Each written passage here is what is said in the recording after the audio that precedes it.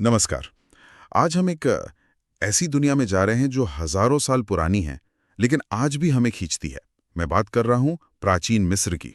हाँ बिल्कुल। हमारे पास प्राचीन मिस्र की रहस्यमय कहानी नाम के लेख से कुछ हिस्से हैं और इनके जरिए हम कोशिश करेंगे कि इस गजब की सभ्यता के कुछ सबसे अहम पहलू, कुछ दिलचस्प किस्से और जो अनसुलझे रहस्य हैं उन्हें समझें। हाँ अगर इतिहास की पहेलियों में ज्ञान की परतों को खोलने में दिलचस्पी है तो ये बातचीत जरूर अच्छी लगेगी। बिल्कुल। हम बात करेंगे उन शासकों की जिन्हें वो देवता मानते थे, उन बड़े बड़े पिरामिडों की जो आज भी खड़े हैं, और हाँ, वो नदी जिसने रेगिस्तान में जिंदगी मुमकिन की, नील नदी। बिल्कुल।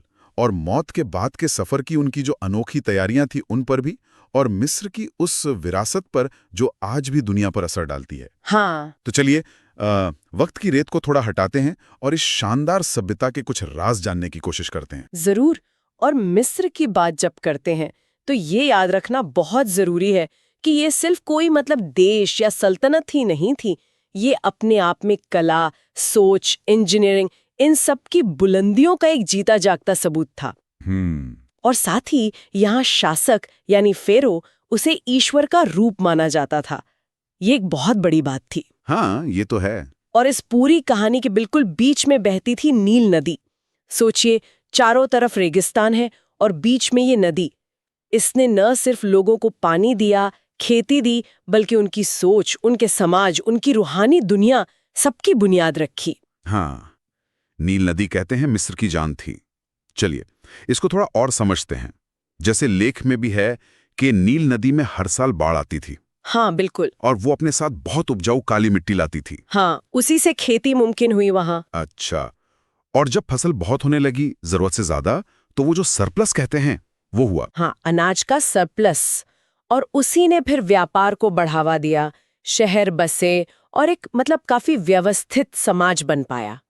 तो ये मिस्र की खुशहाली का एक तरह से राज था। हाँ, और यहाँ दिलचस्प बात यह है कि नील का असर सिर्फ खेती बाड़ी और व्यापार तक ही नहीं था।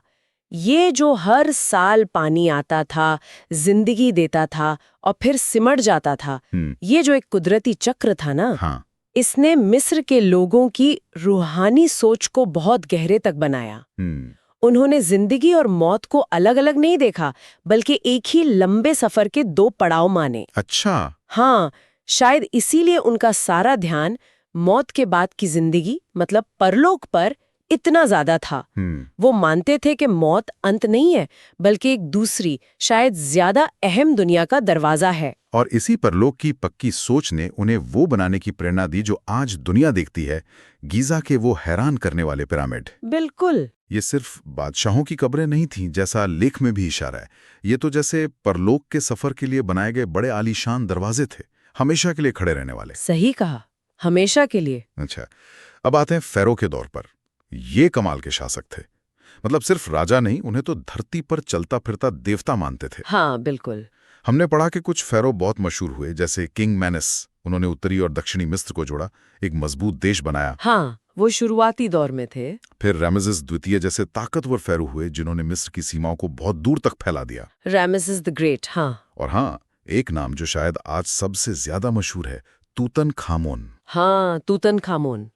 उनकी कब्र तो हजारों साल तक छुपी रही, और जब मिली 1922 में तो कहते हैं लगभग वैसी की वैसी थी। हाँ, लगभग अनछुई। उसमें जो खजाना मिला उसने तो पूरी दुनिया को हैरान कर दिया, और प्राचीन मिस्र में लोगों की दिलचस्पी कई गुना बढ़ गई होगी। तो बिल्कुल बढ़ गई। और अगर हम इसे थोड़ी बड़ी तस्वीर में देखें तो फेरो का ये जो देवता वाला दर्जा था ना, ये सिर्फ कहने की बात नहीं थी। इसी एक चीज ने मिस्र के पूरे समाज को, वहां की ताकत के बंटवारे को, संसाधनों के इस्तेमाल को, सबको तय किया। अच्छा, कैसे? देखिए, क्योंकि फेरो ईश्वर का प्रतिनिधि था, तो उसका हुक्म पत्थर की लकीर माना जाता था। उसे मानना एक तरह से धार्मिक फर्ज था। और इसी बेपनाह ताकत और लोगों की गहरी आस्था ने उन बड़े बड़े निर्माणों को मुमकिन बनाया, जिनके बारे में हम आज भी सोचते हैं, जैसे पिरामिड और मंदिर। हजारों लोगों की मेहनत, पूरे राज्य की दौलत, सब फेरो की शान बढ़ाने और उनके परलोक के सफर को आसान बनाने में लगा दी जाती थी। और इन सब में सबसे कमाल का तो है फेरो खुफू के लिए बना गीजा का महान पिरामिड। हाँ, ग्रेट पिरामिड। इसे प्राचीन दुनिया के 7 अजूबों में गिना जाता है और ये अकेला अजूबा है जो आज भी हमारे सामने खड़ा है। बिल्कुल। यहाँ बात और भी दिलचस्प हो जाती है। इसे बनाया कैसे गया होगा?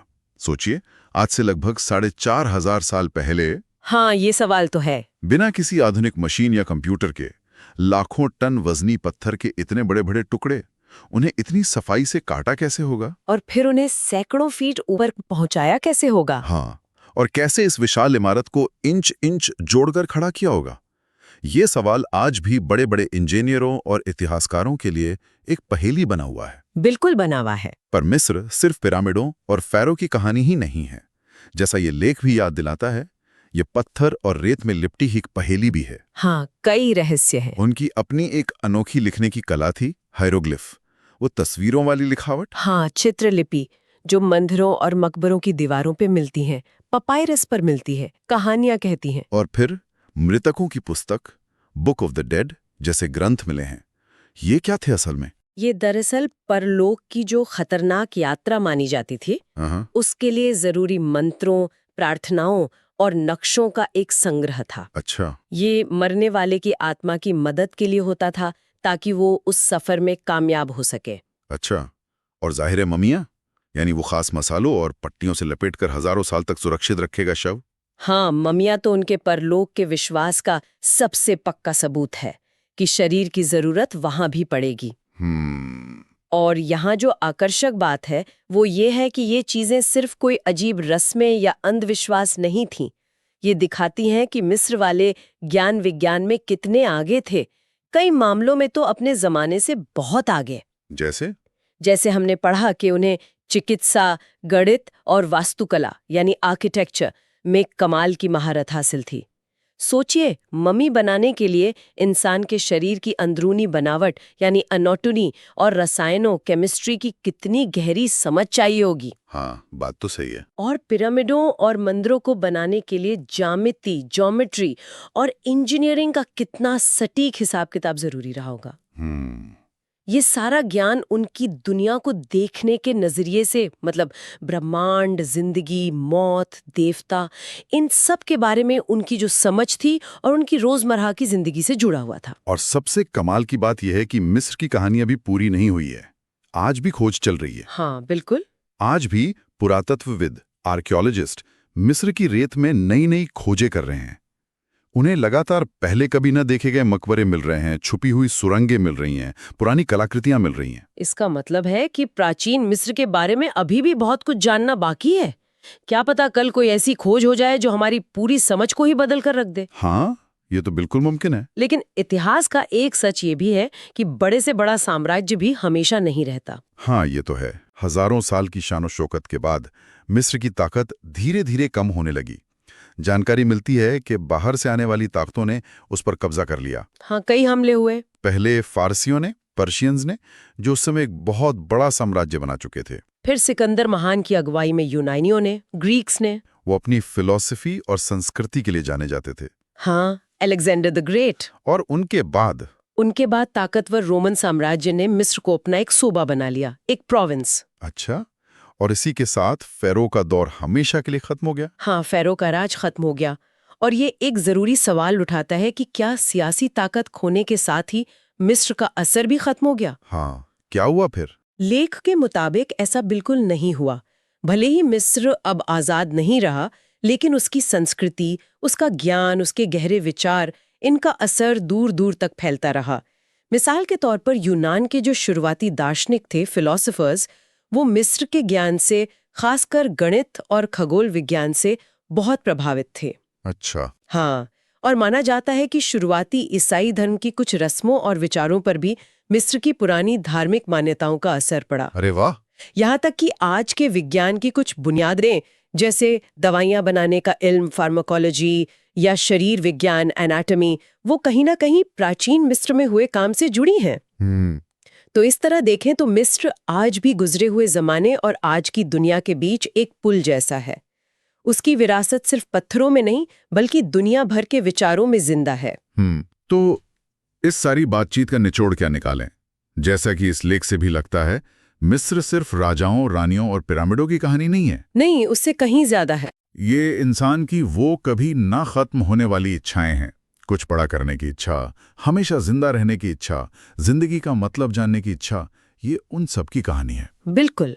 नील नदी के हरे भरे किनारों से लेकर लक्सर और करनाक के वो विशाल मंदिर, उनके खंडर, ऐसा लगता है जैसे वहां का हर पत्थर, हर निशान हमें कुछ बताना चाह रहा है। हाँ, बस हमें ध्यान से सुनने की जरूरत है। सही कहा। और जाते जाते एक सवाल श्रोताओं के सोचने के लिए छोड़ जाते हैं। हाँ, जरूर। क्या प्राचीन मिस्र के लिए हमारा ये जो खिंचाव है, ये दिलचस्पी है, ये कहीं ना कहीं उन्हीं बड़े सवालों का जवाब ढूंढने की कोशिश है जिनसे वो लोग हजारों साल पहले जूझ रहे थे, कि जिंदगी का मकसद क्या है, मौत के बाद क्या होता है, इस अनंत ब्रह्मांड में हमारी जगह क्या है। गहरे सवाल हैं। या फिर क्या मिस्र की कहानी को समझना हमें इंसानी सभ्यताओं के बनने और बिगड़ने के उस बड़े खेल को, उस पैटर्न को समझने में मदद करता है जो शायद हमेशा से चलता आया है और चलता रहेगा। वाकई ये सोचने वाली बातें हैं। प्राचीन मिस्र का जादू, उसकी शान और उसकी पहेलियां लगभग 5000 साल बाद भी हमें हैरान करती हैं और सोचने पर मजबूर भी करती हैं। बिल्कुल। आज की इस गहरी पड़ताल में बस इतना ही। उम्मीद है प्राचीन मिस्र की इस यात्रा में आपको भी उतना ही मजा आया होगा जितना हमें आया।